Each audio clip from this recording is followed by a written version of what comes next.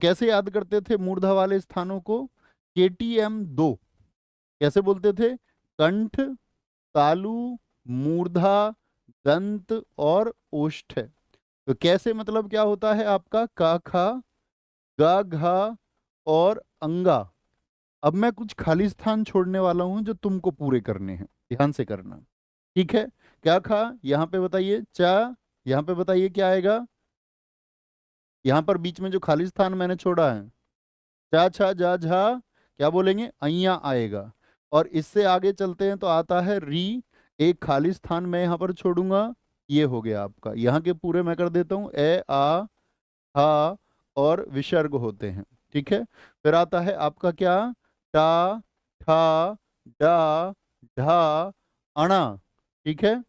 क्या बोलेंगे? सॉरी, मैंने री से लिख दिया। क्या बोलेंगे? यहां पर आता है आपका ई, दीर्घ ई, खाली स्थान यहां पर छोड़ेंगे, ये बताना है। आप बताइए री, रा और से, बीच में खाली स्थान में क्या रखेंगे? फिर आता है आपका, क्या बोलेंगे? ता, था, दा, क्या बोलेंगे आपका? क्या बोलेंगे? ता था दा धा ना। ठीक है? और ला, ला खाली स्थान क्या आएगा ये बताएंगे।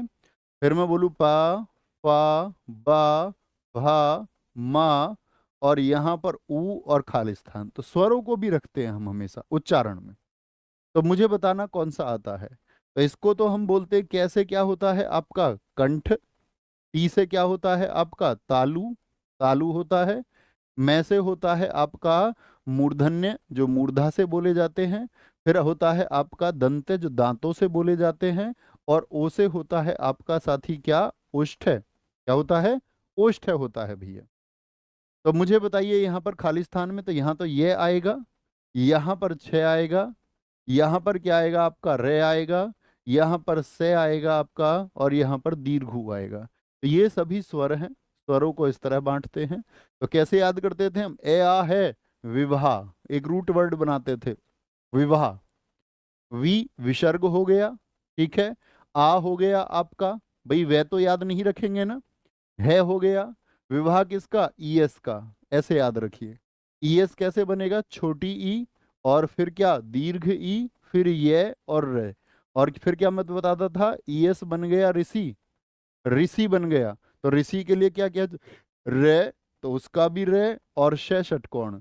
और ऋषि बन के आदमी कैसा बन जाता है? लाश जैसा जी, लाश सूख जाता है ना ऋषि आदमी एकदम। जी भैया।